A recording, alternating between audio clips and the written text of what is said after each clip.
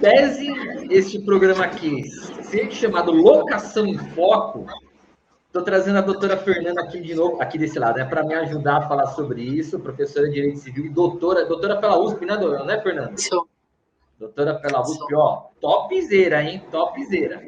Para falar sobre meios atípicos de execução. Esse programa aqui, ele vai ser mais focado para o público que também nos assiste, que é o público jurídico, os advogados, alguns estudantes de direito.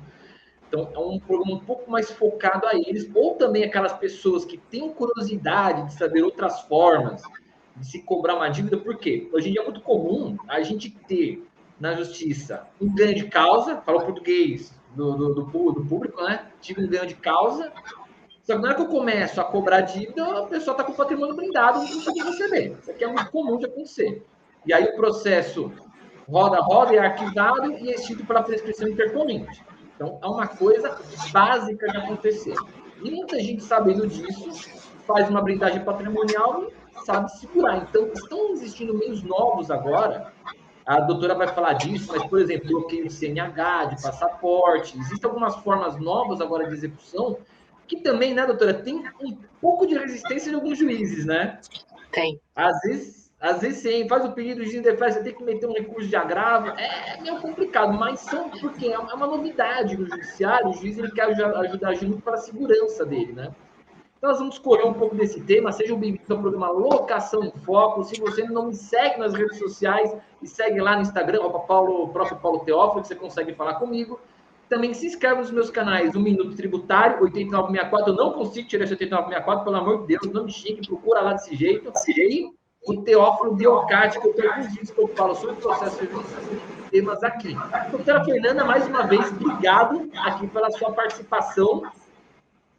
Valeu. Obrigada. Eu que agradeço, Paulo, pelo seu convite, né? Vou aproveitar a sua introdução aí para dizer também me sigam no Instagram, eu estou lá como Prof. Fernanda Doreto, e o Instagram do escritório, GDT_advogadas. Show de bola. A gente segue lá no Instagram, que ela tem bastante conteúdo legal, mais legal tanto que o meu, hein? Tem bastante conteúdo legal lá para vocês seguirem. Fernanda, vamos lá. Vamos agora começar a nossa brincadeira. Comecei a execução. Primeira coisa que eu vou pedir, penhora de conta bancária. Tá negativo, não tem conta, ou o patrimônio já está blindado. Vou pedir pesquisa de veículos, não tem. Casa, não tem. Não tem nada, não tem casa, não tem carro, não tem nada. Vou puxar imposto de renda, é isento. Aí o juiz começa aqueles despachos, né? Diga ao exequente em 30 dias sob pena de arquivamento. Ele já começa a querer falar, vou mandar esse processo para arquivo, porque eu não quero segurar essa porcaria aqui na minha mão. Que essa pessoa não tem patrimônio nenhum. Manda bala. Quais são os novos meios que a gente pode trabalhar? Bom, então vamos falar de algumas coisas importantes aqui, né? Primeiro, no nosso sistema, a única forma de você aplicar uma punição de restritiva de liberdade é no caso das execuções de alimentos, né? Então, no caso da execução de alimentos, você pode aplicar uma pena de prisão, e essa pena de prisão vai vigorar por um período determinado, né, até 90 dias. Ela não elimina a dívida, mas ela é uma forma uma forma coercitiva, ou seja, eu prendo o indivíduo lá para forçar que o pagamento da execução seja feito. Então, em primeiro lugar, a gente já tem isso no nosso sistema, isso está perfeitamente internalizado, né, para a gente, tanto é que tem muita gente que gosta de dizer, né, que no nosso sistema só as execuções de alimentos funcionam. Eu ouso discordar, porque às vezes nem as execuções de alimentos funcionam, né, principalmente porque essa pessoa, mesmo sendo recolhida, né, presa, a dívida persiste, perdura, e muitas vezes ela não tem patrimônio para fazer aquele pagamento. Então, temos aí essa circunstância, essa situação, lembrando também, né, que o devedor de alimentos ele vai ser preso apenas e tão somente, né, pela execução dos alimentos atuais, né, ou seja, dos 3 últimos meses, né, anteriores à propositura da ação e aquelas que se vencerem no curso do processo. Lembrando também que se forem alimentos pretéritos, ou seja, de mais de 3 meses, a execução segue pelo rito comum, né, ou seja, com penhora patrimonial, né, com busca de bens. e que agora a gente tem uma decisão que diz que a gente pode fazer as duas coisas no mesmo processo, né? Ou seja, fazer a execução dos pretéritos e dos atuais no mesmo instrumento, né? No mesmo processo. Eu não gosto muito, porque eu acho que fica um pouco confuso, mas existe essa possibilidade. Dito tudo isso, então a gente elimina aí as execuções de alimentos da nossa história e vamos falar dos outros processos que não são alimentos, mas que muitas vezes a gente tem o devedor se valendo, né, da morosidade da justiça, se valendo de comportamentos absolutamente reprováveis, né? A gente tem muito aquela internalização, né, do devo, não nego, pago se, quando puder, né? E muitas vezes o credor vai sustentar esse luxo do devedor e vai ficar absolutamente revoltado com isso, né? Então, a gente tem os sistemas, como você bem mencionou, né, para busca de ativos. Então, a gente tem o sistema Bacenjude, que é para saber se a pessoa tem contas bancárias, faz o cruzamento das contas bancárias. A gente tem o Infojude, que puxa a declaração de imposto de renda. A gente tem o Renajude, que é para verificar se tem veículos no nome da pessoa. Tem o Sniper, né, que é o sistema, né, de busca também de ativos, né, de cruzamento de informações. O Sniper tem como função aí, teria como função unir tudo isso e principalmente fazer um cruzamento de informações para ver se está tendo blindagem, né, patrimonial, se a pessoa está desviando o patrimônio, né, se você tem ativos que estão sendo desviados. Então, a gente tem todos esses mecanismos. E a gente tem os métodos atípicos, né? Os meios atípicos de execução. O que a gente convencionou aí de chamar de meio atípico, né? Bloqueio de passaporte. Então a pessoa fica, ou retenção de passaporte, né? Ó, eu quero que você entregue o seu passaporte, que ele vai ficar retido até que você pague a dívida, né? Inclusive temos decisão já do STJ indicando que esse bloqueio ele perdura no tempo. Não é porque não tem um período, né? Vai bloquear por 6 meses, por 8 meses, por 9 meses, né? Bloqueia de maneira indeterminada, a não ser realmente que aconteça, né, a alegação da prescrição intercorrente. Temos também a suspensão da CNH, né? Indicando, portanto, que essa pessoa não poderia dirigir, né? Porque quem não tem dinheiro para pagar a dívida não tem carro, né? Então, não tem dinheiro para pagar gasolina, né? Não tem dinheiro para se locomover, então teria ali a suspensão da CNH. Determinação de bloqueio, cancelamento de cartão de crédito, né? Porque quem está devendo não deveria ter crédito na praça, né? Então poderia ter ali. Temos também as penhoras, né, sob percentual de salário, né?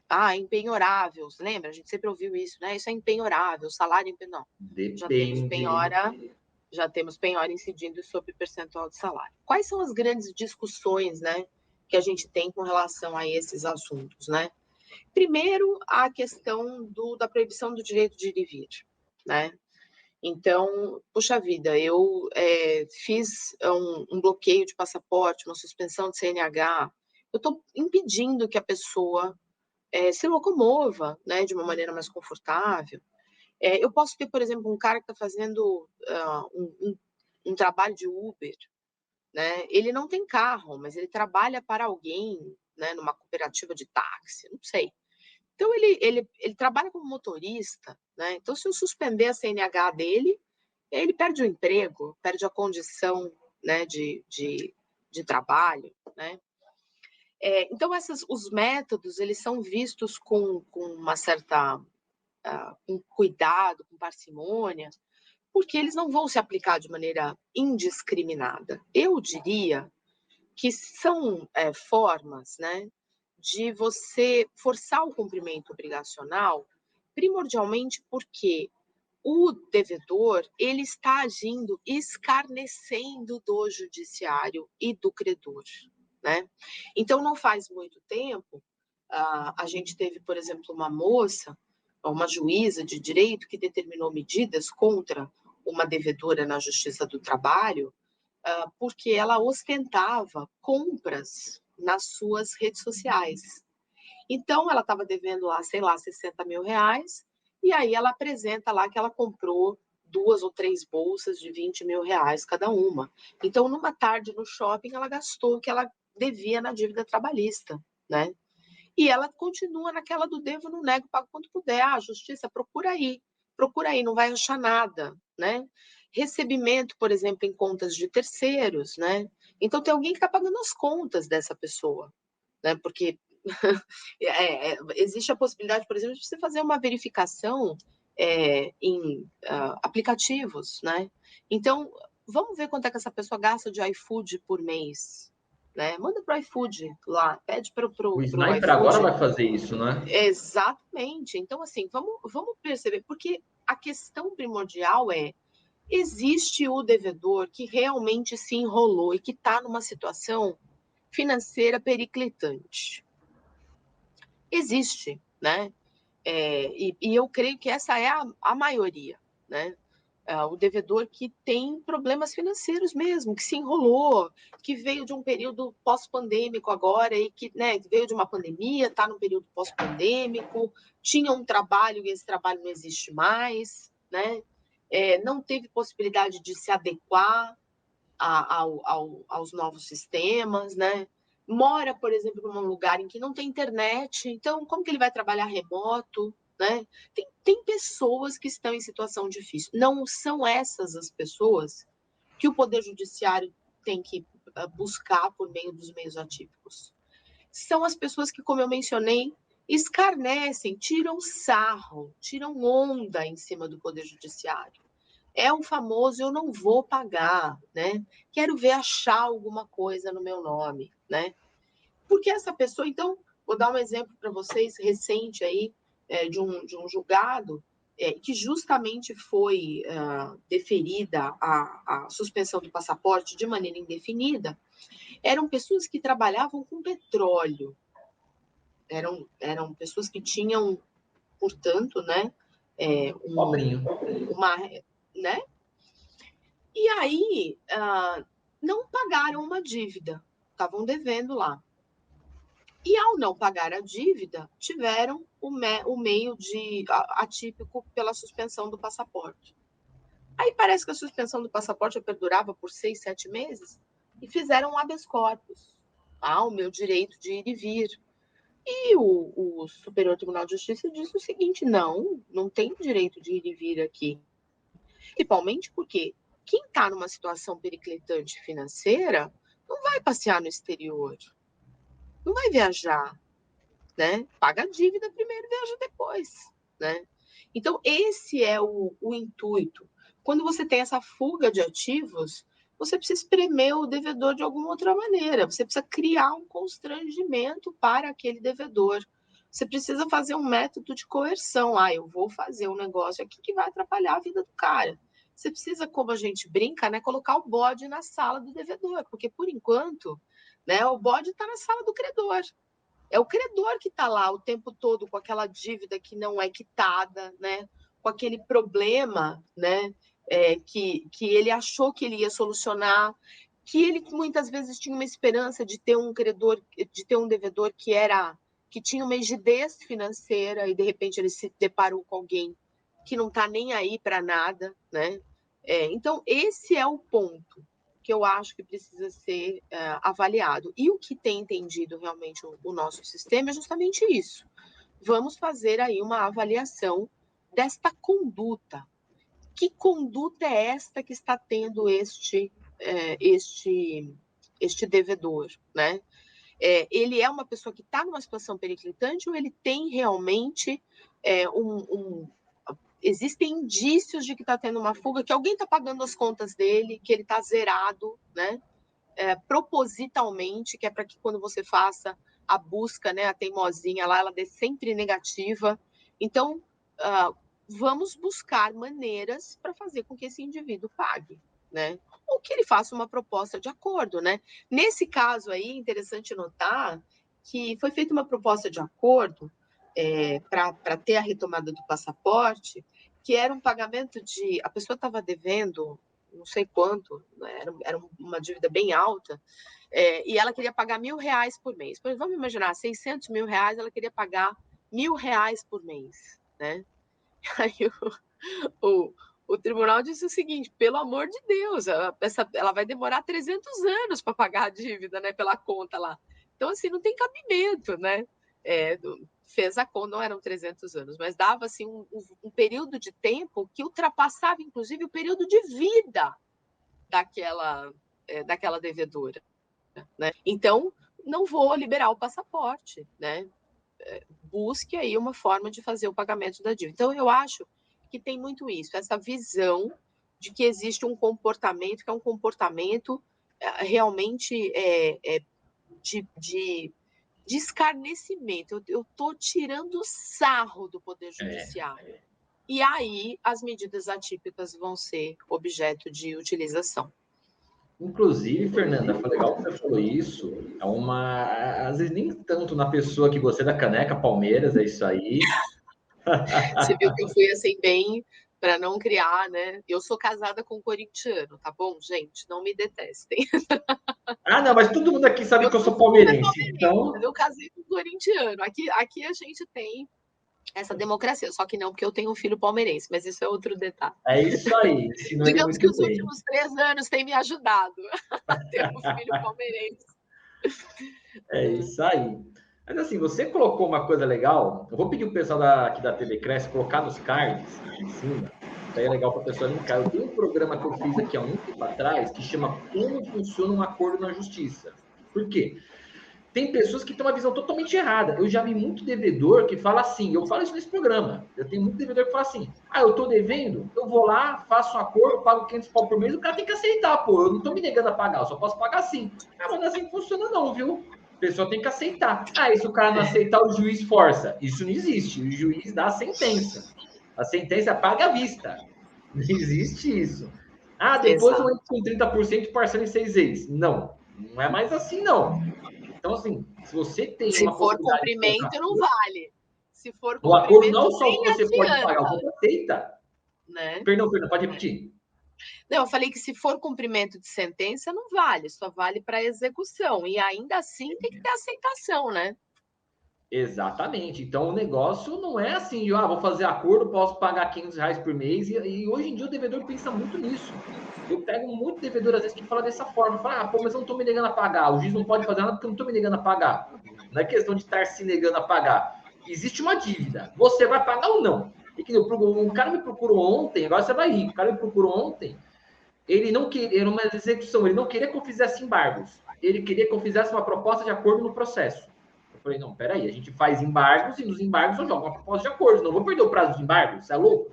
Não, eu não quero, eu quero que faça a proposta, que eu posso pagar. Meu Deus do céu. Ele acha que ele fazendo uma proposta de acordo, ele está se defendendo. Não. Exatamente. E não está, né? E tem uma outra coisa também. A gente vê hoje, né? É muito frequente, a gente vê na televisão, inclusive, isso é amplamente divulgado, né? Principalmente por conta do superendividamento. Então, eu acho que isso também a gente precisa levar isso em consideração. A gente tem um superendividamento de algumas famílias, e aí o que aparece, né, com frequência, né?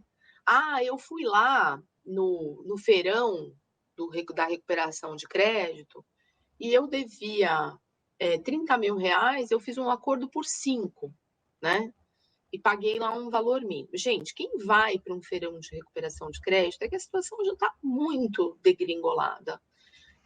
A pessoa, muitas vezes, não existe uma dívida judicial ainda, não foi judicializado, quer dizer, é um problema que a pessoa tem, muitas vezes, com uma empresa, né? Que está fazendo uma restrição no nome dela no SPC Serasa. Então, ela vai para o feirão de recuperação de crédito, já está ali meio que na bacia das almas. Quando você tem uma dívida que foi judicializada, né, um processo judicial, a coisa muda um pouco de figura. Uma outra coisa também, você mencionou isso, eu lembrei, né, principalmente quando a gente está falando, né, o programa é Locação em Foco, né, e eu acho que isso é importante. Dívidas de condomínio é extremamente comum. Eu estou com um caso aí no escritório de um que não é condomínio, é loteamento, mas é aqueles loteamentos fechados, e havia uma discussão se devia pagar, se não devia pagar. No meu entendimento, tem que pagar, porque segue todos os requisitos que o STF já delimitou, né, para poder fazer a cobrança. Aí a pessoa está devendo, o valor da ação de cobrança é R$15 mil. Aí ela fala assim, faz uma proposta de 9. Gente, não tem proposta de 9 em verbas que tratam de condomínio, que tratam de associação. Por quê? Porque não é justo. Então, teria que dar um desconto de 5 mil, devolver R$5 mil para todo e qualquer condômino. Porque uma coisa, o banco faz porque é juros. O banco faz porque ele tira juros. Isso, é isso. E eu vou falar uma coisa que eu tenho certeza que você vai concordar comigo. Quando está judicializado, o banco só vai fazer uma proposta dessa quando ele dá a dívida por perdida. Exatamente, concordo plenamente. Ele vai dar a dívida por perdida. Enquanto ele tiver uma chance de penhora de alguma coisa, ele não vai fazer isso. Ele não vai. Se tiver...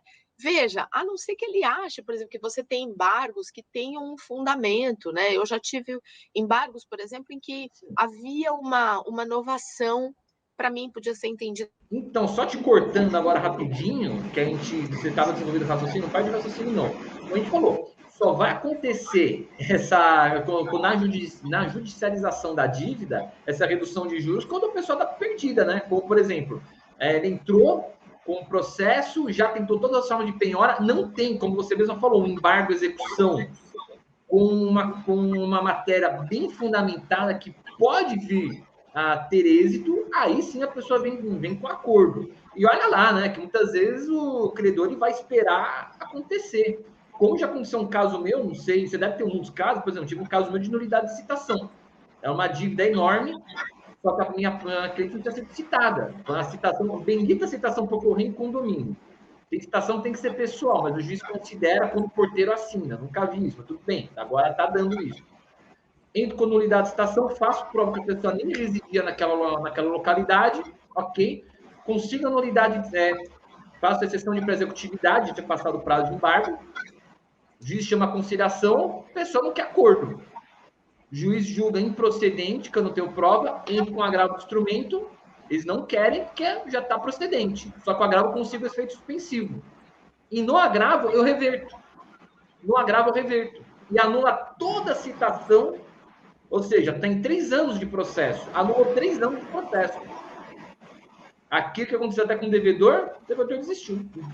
O credor desistiu da execução. Desistiu da execução.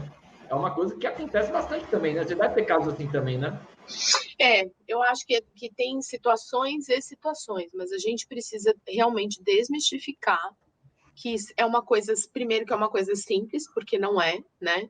E segundo, que qualquer dívida vai ser objeto de desconto, não é. E às vezes você tem um argumento, né? Como eu estava mencionando, né? A gente tem um argumento aí, por exemplo, numa situação que houve uma inovação. E aí você tem uma prova de que teve uma inovação. E aí o banco diz, mas eu entendo que isso não é uma inovação. Isso aqui é uma inovação. Se o juiz julgar que é uma inovação, você perdeu a dívida. Vamos fazer um acordo aqui e tá tudo certo, né?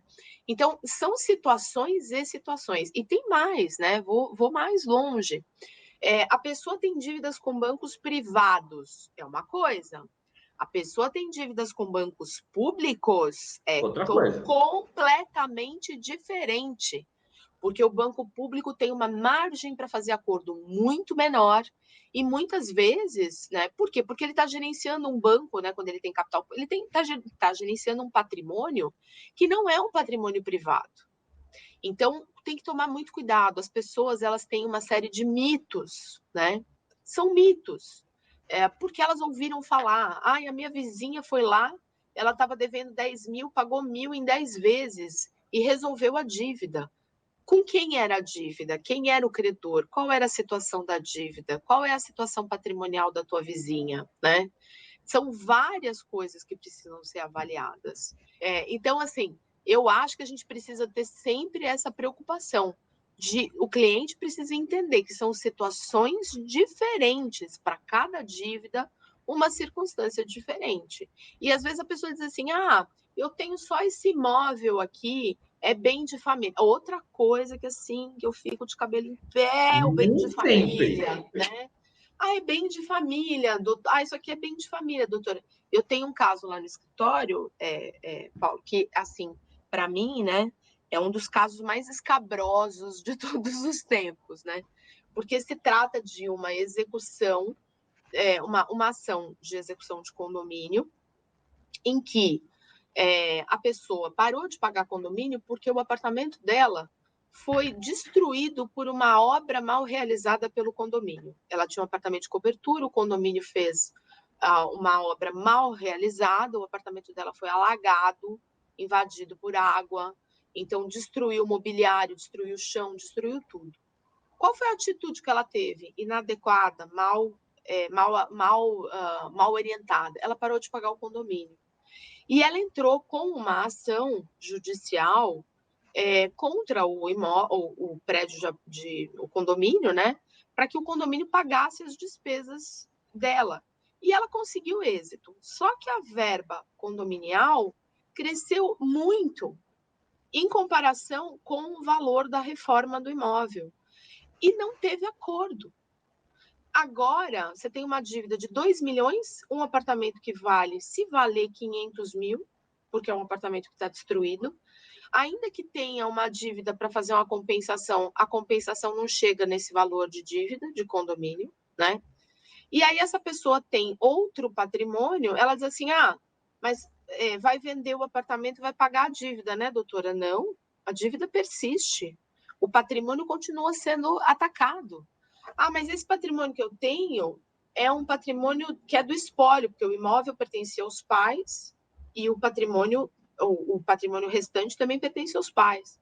E a minha mãe residia no imóvel, então é bem de família. Não, sua mãe já faleceu, não é bem de família, não existe mais bem de família. Mas eu moro no imóvel. Então, mas você é herdeira, você não é dona do imóvel. E a gente só pode herdar depois que as dívidas são pagas. Então, olha só a confusão de mitos, né? Bem de família eu vou conseguir alegar sempre. Não, você precisa ver quem é você na ordem do dia para fazer a alegação de bem de família, né? Eu vou te falar uma outra. Eu tinha um cliente que eu estava defendendo ele em várias execuções trabalhistas ainda. Infelizmente, a gente procura algumas execuções trabalhistas aqui. A mãe ela tinha um imóvel, só que no imóvel ela tinha uma garagem, na garagem ela fez um ateliê de costura. Não deu bem de família. Porque era imóvel comercial. Porque o imóvel não era exclusivamente uso residencial. E o oficial de justiça certificou. Em 3 processos, ele certificou. Não deu bem de família. Bem de família não é tão simples assim como as pessoas acham.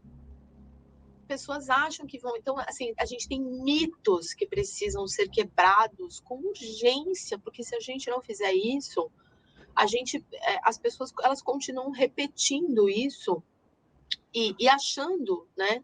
Que eu tô tranquilo, eu tô dormindo em berço esplêndido, porque eu vou, no momento que o fulano bater aqui na minha porta, eu vou dizer, isso aqui é bem de família. Não é bem assim, né? Assim. E tem por último, assim, que eu acho que é importante para a gente fechar, né? Já que a gente está falando de meios atípicos de execução, a gente não pode esquecer da desconsideração da personalidade jurídica e da desconsideração inversa da personalidade jurídica, né? No caso das empresas, né? Então, a desconsideração da personalidade jurídica é quando a empresa não tem patrimônio, mas o patrimônio está todo concentrado na figura dos sócios. Então, aí a gente tem como pesquisar esse patrimônio, buscar esse patrimônio, óbvio, né? Mediante um procedimento judicial adequado, com apresentação de provas, mediante o contraditório e ampla defesa, mas isso é possível. E a gente tem a desconsideração inversa, que é quando você tem uma pessoa que está se desfazendo do seu patrimônio pessoal, está colocando esse patrimônio numa empresa, muito comum hoje, né? Depois da criação, né, e da onipresença das holdings, né? Todo mundo quer fazer holding. Então, as holdings de administração patrimonial, né? Ou seja, você tem uma fuga de patrimônio. Eu fiz uma fuga. E aí vem aquela expressão, que é uma expressão que eu particularmente abomino, e que eu acho que a gente também precisa passar a abominar, porque também ela é uma expressão absolutamente inverídica, que é a famosa blindagem patrimonial. Gente, repitam comigo, não existe blindagem patrimonial, né? Eu blindei o meu patrimônio. Agora, eu estou com o meu patrimônio absolutamente seguro. Eu não tenho que ter preocupação nenhuma. Não, você tem que ter preocupação, porque existe a desconsideração inversa. Existe a possibilidade desse seu patrimônio que você colocou nessa holding patrimonial ser atingido. Então, assim, não é mais fácil, né, contratar um bom advogado, negociar as dívidas? Isso eu estou falando para quem tem patrimônio, não estou falando para uma família que está super endividada. Cada situação é uma situação diferente. Mas, assim, não repitam isso.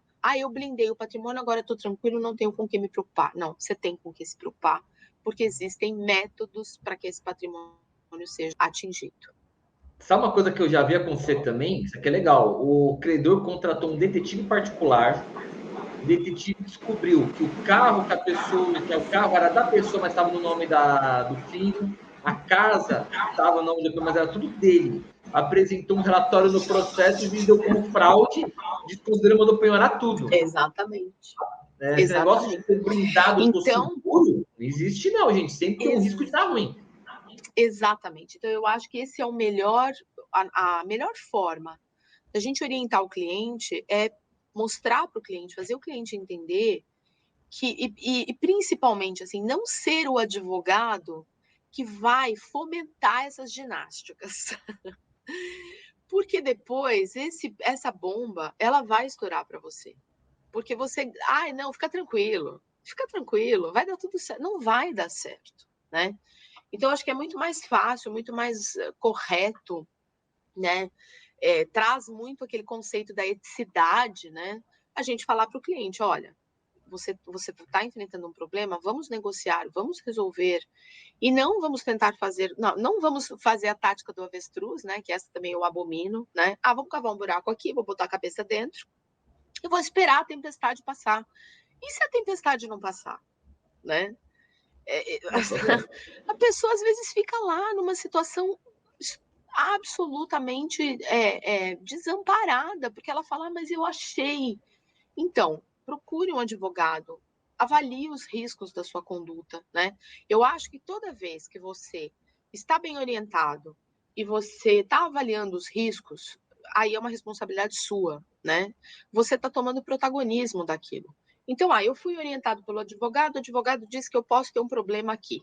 Eu decidi, eu vou tomar essa atitude, eu vou ter esse comportamento. Perfeito, é ótimo, é assim que se faz, né? É o que eu ensino para os meus alunos. Trace o planejamento junto com o cliente. Chega no cliente, apresenta para ele a situação, o leque de possibilidades, todos os leques possíveis, e fala, qual que você quer? Não, senhor advogado, mas o bolso é seu. Qual que você quer? Exatamente. E traça os riscos com ele. É ele que assumiu o risco. Exatamente. E não, né? Não, o cliente quer, eu vou fazer. Não. Explica para ele quais são as opções que ele tem, né? E se for, óbvio, né, alguma coisa que é antiético, que é ilegal, você não vai fazer, por óbvio, né? Porque você tem a responsabilidade profissional, você pode ser corresponsabilizado, então, até mesmo criminalmente. Então, tem isso também, né? Mas eu acho que é importante que a gente comece a destruir os mitos. É importantíssimo. Bem de família, não, calma, não é bem assim, né? Uma outra coisa também, quem já não ouviu isso, né? Fulano está fazendo uma reintegração de posse, mas ele não vai conseguir fazer a reintegração de posse porque eu tenho idoso e criança que mora no imóvel. Nossa, eu não posso ser despejada porque eu estou grávida. Nada, isso são mitos, coisas que não correspondem à realidade. Travou. Vai demorar um pouco mais, porque talvez peçam um parecer do Ministério Público. Pode até ser, mas é inevitável, né? Então, a pessoa está lá, como eu falei, em berço esplêndido, pensando, nada de mal vai me acontecer. Não, vai, e pode ser que aí você não esteja preparado, né? Eu acho que isso é importantíssimo. Inclusive, sabe uma forma agora que eu estou começando a usar também, que eu estou aprendendo? Pedindo ofício a iFood, a Uber, Santander. Ou seja, que às vezes eu já peguei a situação da pessoa, ela não tem imóvel do nome dela, porque tem nome de terceiro, mas só que ela está recebendo aluguel através da Quitandar. Ofício da Quitandar mostrou, penhorou sim, crédito de aluguel. Tá vendo? É um meio atípico.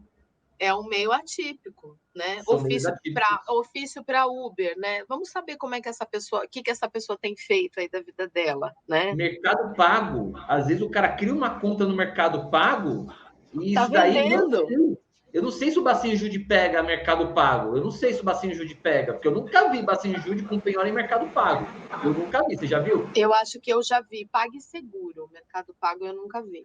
Então, eu nunca vi. Geralmente o cara, às vezes, ele cria uma conta no Mercado Pago ou algum outro desses bancos digitais, que não sei de onde que o CNJ às vezes consegue pegar, e movimenta aquela conta lá. Ou então o cara faz empréstimo, faz uma venda de lá, fazendo venda, inclusive, de Mercado Livre. O cara está lá no Mercado Livre fazendo vendas. Então, você tem que usar acho que a imaginação também para pensar aonde que esse cabra pode estar atuando com dinheiro. Acho que é um negócio meio ativo. Você pensa onde que esse cara deve estar atuando. Agora, realmente, tem situações que você nunca vai achar nada. Infelizmente, então, vai ter. foi bom que você colocou aí a questão do iFood, porque também é interessante, às vezes a gente faz a busca do endereço do devedor e a gente não acha o devedor nos endereços que constam, né? Eu fiz o E iFood. aí você faz o iFood, pede pelo CPF do bonito lá, você vai ver. Às vezes tem 3, 4 endereços diferentes, né? Pede para oficiar. Então, eu acho que tem caminhos, né, para gente trabalhar, que são caminhos absolutamente legais, né, caminhos que estão dentro da lei e que podem trazer, né, esse benefício aí para o cliente, né, trazer esses ativos, né.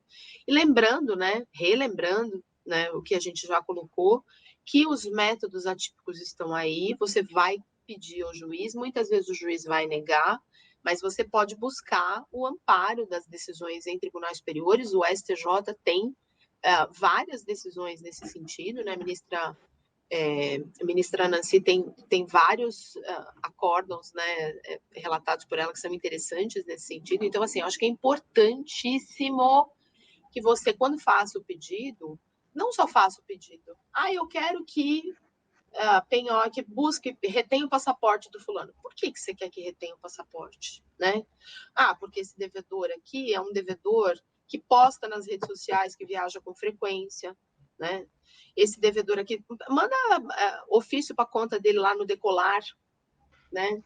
Ele fez uma reclamação aqui, né? Então, as pessoas hoje, né? A rede social, ela serve para isso, para você saber tudo o que acontece na vida do outro, né? Rapidinho, Então, segura seu raciocínio só para não perder aqui uma coisa. Eu já vi pedido de penhora também de passagem, de crédito em companhia aérea. A pessoa descobriu, mandou oficiar, descobriu que tinha crédito, não lembro como é que chama lá, e fez a penhora ali.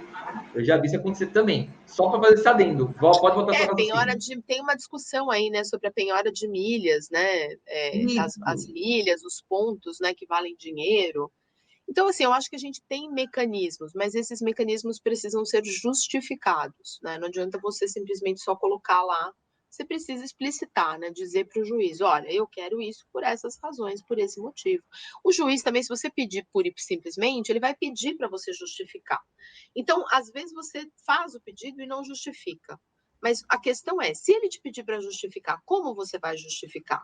Isso que você tem que ter em mente, né? Não, porque é uma pessoa que viaja, não, porque é uma pessoa que, olha só a rede social do fulano aqui, né? Teve em tal lugar nos últimos 6, 7 meses, né? Porque é interessante que hoje, se você não posta, você não fez. Então, esse pensamento, né? Essa alimentação da rede social, ela tem feito com que as pessoas se exponham mais, né? Antes você não sabia nada do devedor, né? Você sabia se você contratasse, como você falou aí, um detetive para seguir o cara, para saber como é que ele estava vivendo, né? Hoje em dia o cara vai para Praia Grande, a primeira coisa que ele faz é pegar um camarãozinho, uma cerveja, tirar foto e falar, vida louca. Isso mesmo. Você sabe, Paulo, só para a gente, eu sei que a gente está no finalzinho aqui, mas eu já tive um devedor de alimentos que reclamava muito do valor dos alimentos que tinham sido dados, né, a título provisório, e estava discutindo, né, qual seria a pensão definitiva, e eu tirei fotos, né, printei as redes sociais dele, então ele saía, né, aos finais de semana, ele ia para algum lugar na sexta, no sábado, e também no domingo. E aí ele postava os lugares e postava as bebidas. E eu, né, como sou uma pessoa bem legal, eu fui nos cardápios e eu pus o preço das bebidas.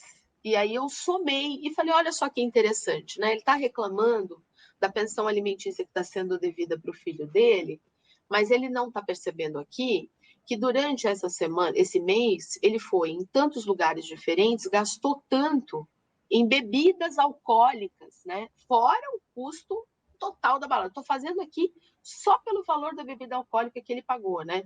Então, ele pagou, sei lá, R$15 num shopping, ele pagou R$30 num gin tônica, ele pagou R$40 num drink do não sei o quê, o camarãozinho custou tanto, e para pagar para o filho dele, ele está achando que é muito? Então, assim, a rede social ajuda nisso. Aí sabe o que ele teve a coragem, a pachorra de dizer? Eu tenho amigos, os meus amigos pagam para mim. Eu falei, então, peça para os seus amigos pagarem a pensão também. Porque a pensão é prioridade, o seu filho é prioridade, né? Eu tenho isso assim tão claro na minha mente, eu não me conformo quando a pessoa fala para mim, não, mas fulano está pagando para mim, está sendo meu amigo. Sim, então o seu amigo... Uma coisa é um caso isolado, outra coisa são reiterados casos. Exatamente, né? Eu tenho um cliente que ele foi viajar... o fulano foi lá e pagou para mim. Não, toda semana você tem um amigo que paga para você a saída na balada? Eu tenho um cliente devedor de alimentos que ele foi viajar para a Europa, mas por quê? Ele está quebrado, só que a namorada dele conseguiu milhas, tinha férias, ela falou, vou te bancar para você ir comigo. Foi um caso isolado. Agora, se ele toda vez fosse viajar, aí, pelo amor de Deus, né? Eu já tive tem um no escritório, inclusive, em andamento, que ele usa esse argumento, mas são reiteradas as viagens que ele faz. Não, casos e casos para analisar pessoalmente. Gente, estouramos aqui o nosso tempo, mas foi um bate-papo legal, acho que ajuda bastante. Aqui a gente tentou ampliar, né? Não só fazer um bate-papo técnico para advogado, mas também tentar explicar para o público-alvo, para o público mais simples, como que é o funcionamento de uma execução, se ele pode ter, desmistificar alguns mitos. Vou recomendar fortemente, vou pedir para o pessoal deixar uns cards aqui, vejam aquele vídeo que eu fiz na TV Cresce sobre como funciona um acordo na justiça.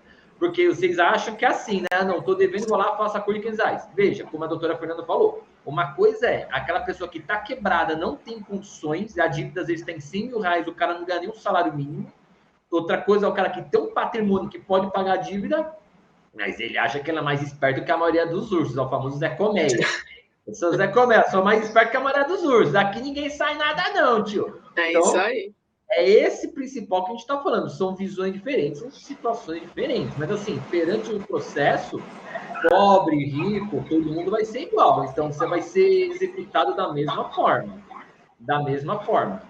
Mas é isso aí. Fernanda, obrigado pela participação. Vou passar a palavra para você para suas considerações finais. Fica à vontade. Eu vou agradecer muito, né, a nossa conversa, que foi uma conversa muito boa. Vou me colocar à disposição para sempre estar aqui com vocês, né? E o meu Instagram @prof. Fernanda Doreto, e o Instagram do escritório, @dt_advogadas, para quem quiser entrar em contato comigo. Tá certo. E, gente, ficamos mais uma vez no final de um programa Locação em Foco. Espero que tenha sido bem esclarecedor. E até a próxima Locações.